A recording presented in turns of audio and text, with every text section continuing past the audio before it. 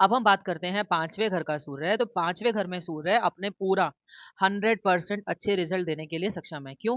क्योंकि कालपुरुष की कुंडली के अकॉर्डिंग एक तो ये अपने ही घर में है, बहुत ज़्यादा कंफर्टेबल फ़ील करेंगे।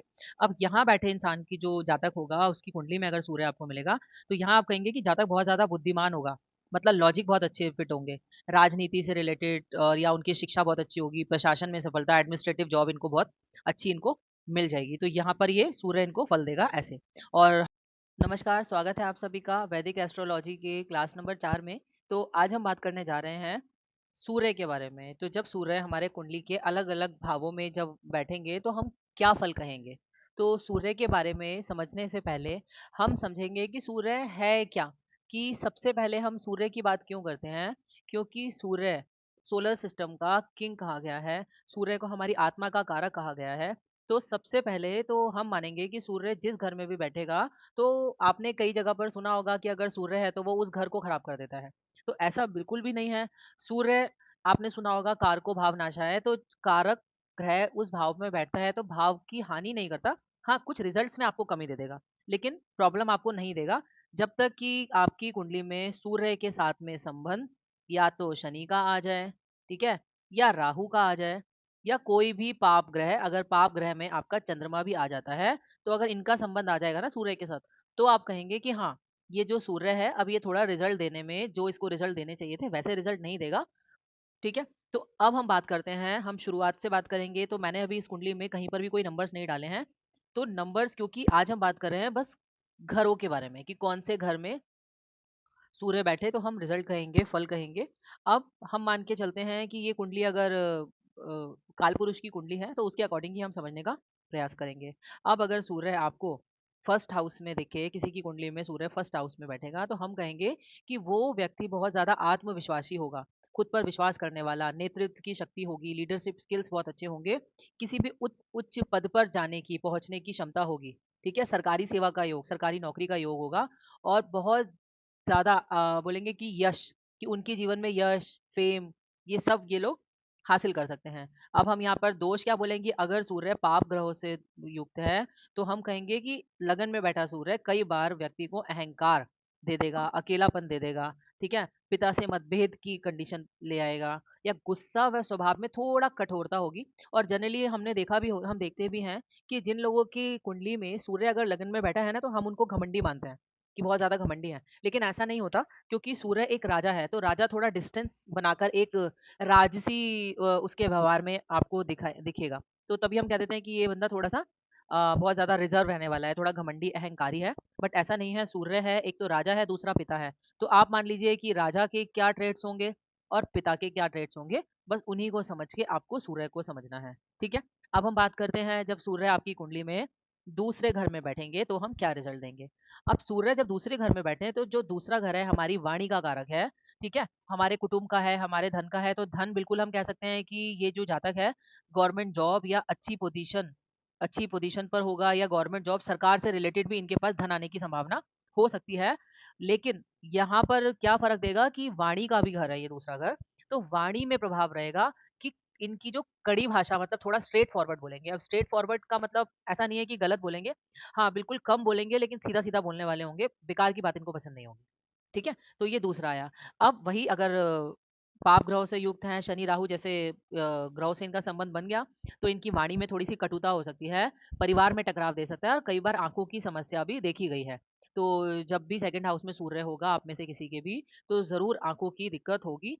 और एक बात और बोला जाता है, जैसे अगर हम लगन के बारे में अभी हम बात कर रहे थे, कि जब सूरज इनके भी लगन में बैठा होता है ना, तो एक लेटर लाइफ हम बोलेंगे कि 30-35 साल के बाद से माथा इंसान का बहुत चौड़ा होने लगता है। माथा चौड़ा कैसे होगा कि बाल झड़ने लगते हैं। तो मतलब हम कहेंगे कि सूर्य का असर अब दिखना चालू हो रहा है आपकी कुंडली में। तो ये हो गई दूसरे घर की बात। अब हम बात करते हैं सूर्य जब आपके तीसरे घर में बैठेंगे तो क्या प्रभाव देंगे? तो तीसरे घर में जब सूर्य बैठेंगे, एक तो ये नंबर 3, ये कालपुरुष की कुंडली के अकॉर्डिंग बुध का घर है, इनके मित्र का ही घर है, तो सूर्य यहाँ बहुत कंफर्टेबल फील करते हैं और वैसे भी 3, ठीक है? थर्ड हाउस थर्ड हाउस में हो गया या 6 में हो गया या 11th में, पाप ग्रह, क्रूर ग्रह वैसे भी अच्छे ही फल देते हैं। तो सूर्य जब यहाँ होगा तो व्यक्ति बहुत ज़्यादा साहसी होगा, निडर होगा, पराक्रमी होगा। लेखन से रिलेटेड, मीडिया से रिलेटेड, आर्मी क्षेत्र में इनको काफ़ी सफलता मिलेगी। और ऐसा इंसान ना जिसकी कुंडली में सूर्य यहाँ बैठा होगा, तो ऐसा इंसान क्या चाहेगा हमेशा कि अपने छोटे भाई-बहनों पर ना बहुत ज़्यादा अधिकार, उनको दबाने की भी कई बार कोशिश करता है, ऐसा भी देखा गया है। अब यहीं पर अगर ये सूर्य पीड़ित हो जाता है, तो छोटे भाई-बहनों से मुटाव होगा। अब जो ये अभी तक दबा रहा था, अब उनके साथ में घृणा, मतलब फालतू की बातें करने लगेगा, जेलसी वाली बात भी आ जाएगी इधर। थोड़ा ज़िद्दी स्वभाव हो जाएगा, जोखिम ले लेंगे बिना सोचे-समझे, जब सूर्य यहाँ पर पीड़ित हो जाएगा। ठीक है? तो अब हम बात करते हैं, जब सूर्य आपके चौथे घर में बैठे, तो आप क्या रिज़ल्ट देंगे?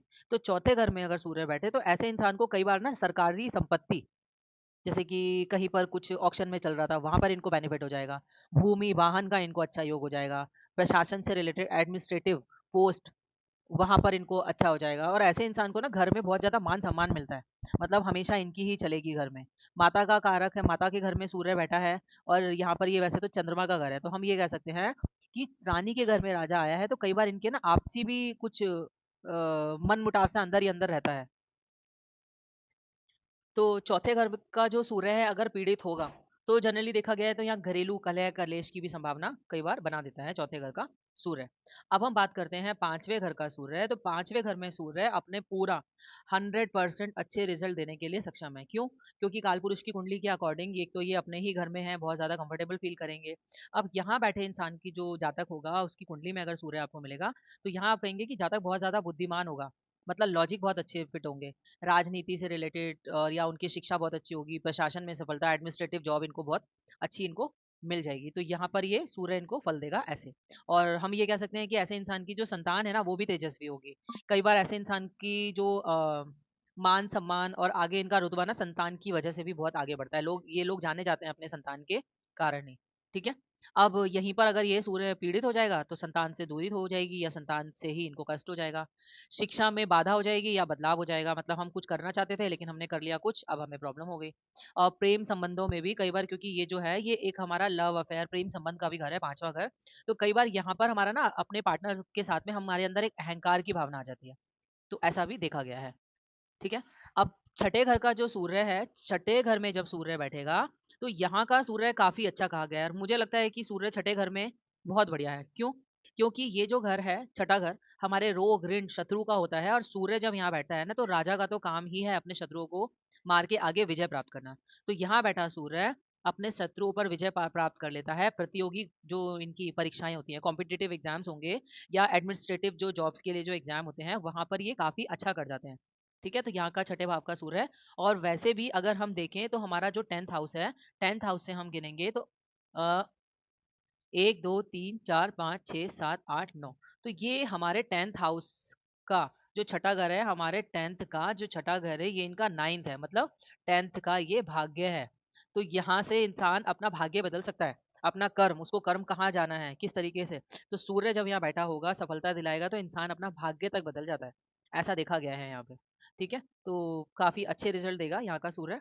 अब हम बात करते हैं सूर्य जब आपका 7वें घर में आएगा, तो 7वें घर में जब सूर्य आएगा, तो ये घर हमारा होता है पार्टनर का और पार्टनरशिप का।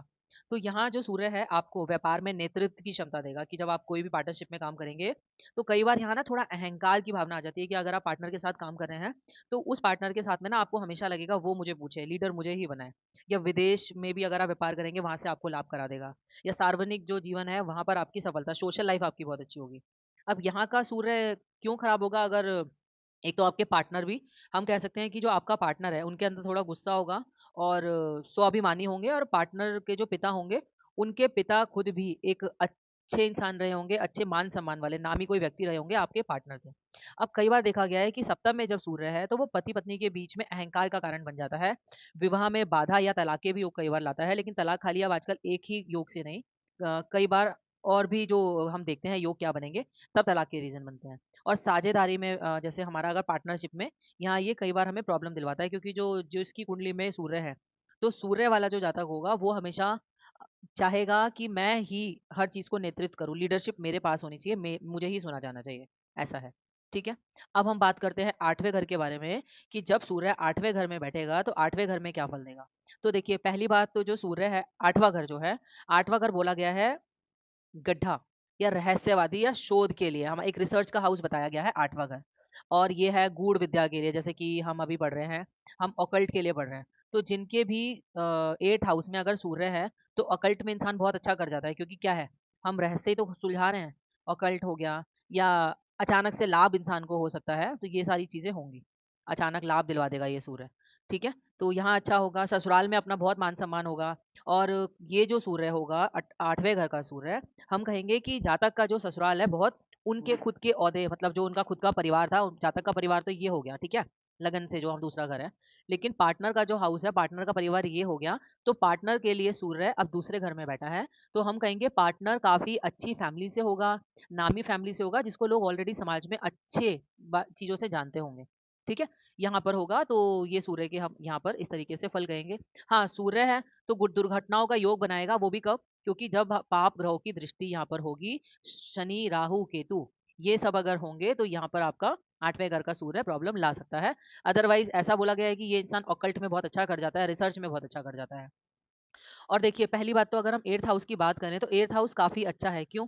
क्योंकि इसी घर से देखा गया है कि जितने भी साइंटिस्ट हो गए या बड़ी-बड़ी पोस्ट पर जो लोग बैठे हैं ना, वो सारे 8th हाउस वाले ही लोग कुछ निकल कर आते हैं। क्यों? क्योंकि देखिए, साइंटिस्ट बनना कोई ईज़ी नहीं है, बहुत मेहनत उसके लिए लगेगी। तो 8th हाउस वाला बंदा जो बार-बार गिरेगा, बार-बार उठेगा, वही एक साइंटिस्ट आगे जाके बनेगा ना, जो एक, मान लीजिए उन्होंने कोई एक्सपेरिमेंट कर लिया, एक्सपेरिमेंट किया, तो वो एक्सपेरिमेंट क्या 1 दिन में ही उनको सक्सेस मिल जाती है? नहीं। सक्सेस के लिए उनको बहुत लॉन्ग रन चलना पड़ता है, तब सक्सेस मिलती है। तो 8th हाउस कुछ ऐसा बोलता है, ठीक है? अब हम बात करते हैं, जब सूर्य आपके नवम में बैठेगा, 9th हाउस में बैठेगा, तो 9th हाउस में जो सूर्य है काफ़ी अच्छा बोला गया है। पिता से बहुत ज़्यादा हेल्प मिलती है, भाग्य उदय होता है पिता के कारण। पिता खुद बहुत एक नामी व्यक्ति हो सकते हैं, ठीक है? भाग्यशाली बोला गया है जिसके नवम में सूर्य बैठा हो, इंसान धार्मिक होगा, धार्मिक प्रवृत्ति का होगा, पिता का सहयोग मैंने आपको बता दिया होगा, विदेश की यात्रा होगी, ठीक है? उच्च शिक्षा के योग है, और ऐसा बोला गया है कि ऐसे इंसान का जो भाग्योदय होता है ना, वो कहीं दूर विदेश में हो तो काफ़ी अच्छा रहता है, ठीक है? तो यहाँ हम ऐसा कहेंगे कि नवम के सूर्य के लिए। अच्छा, अब नवम में अगर सूर्य है ना, तो कई बार देखा गया है, तो ऐसे इंसान को ना अपने पिता या अपने गुरु से ना हमेशा इनको मतभेद रहेगा। और अगर यही सूर्य अगर पीड़ित है, खराब है, तो भाग्य का देर से उदय होता है, भाग्य इनका देर से उदय होगा, ठीक है? धर्म के नाम पे इनको अहंकार कई बार हो जाता है कि अगर यही सूर्य अगर पीड़ित हो गया, तो इनको लगेगा कि मैं तो बहुत ज़्यादा धार्मिक प्रवृत्ति का हूँ। और गुरु है, गुरु के घर में सूर्य है, तो सूर्य क्या है? देखा जाए तो राजा है, तो राजा को हमेशा ये पता होता है कि मैं राजा हूँ, गुरु के घर में आया हूँ, मुझे सम्मान मैं इनका इसलिए कर रहा हूँ, क्योंकि ये मेरे गुरु हैं। तो कहीं न कहीं राजा के मन में एक अहंकार हमेशा रहता है, तो ये नवम का सूर्य है।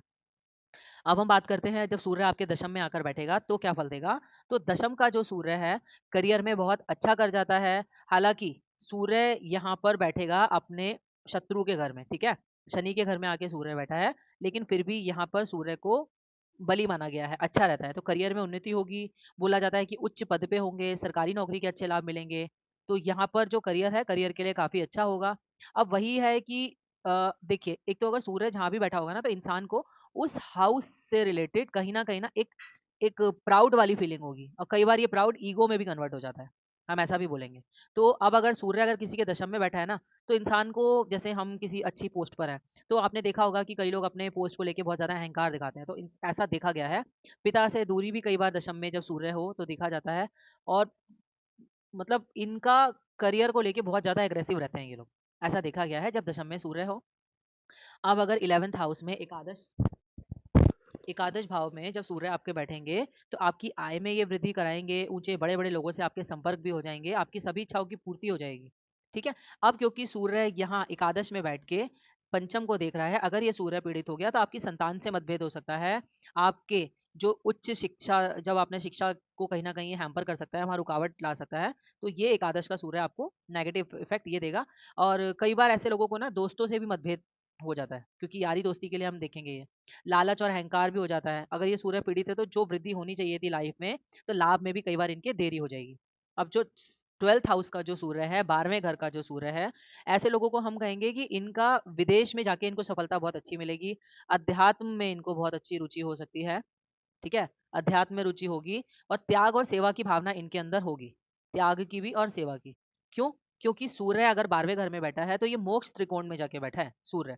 क्यों मोक्ष त्रिकोण में है, तो मोक्ष त्रिकोण कौन-सा होता है?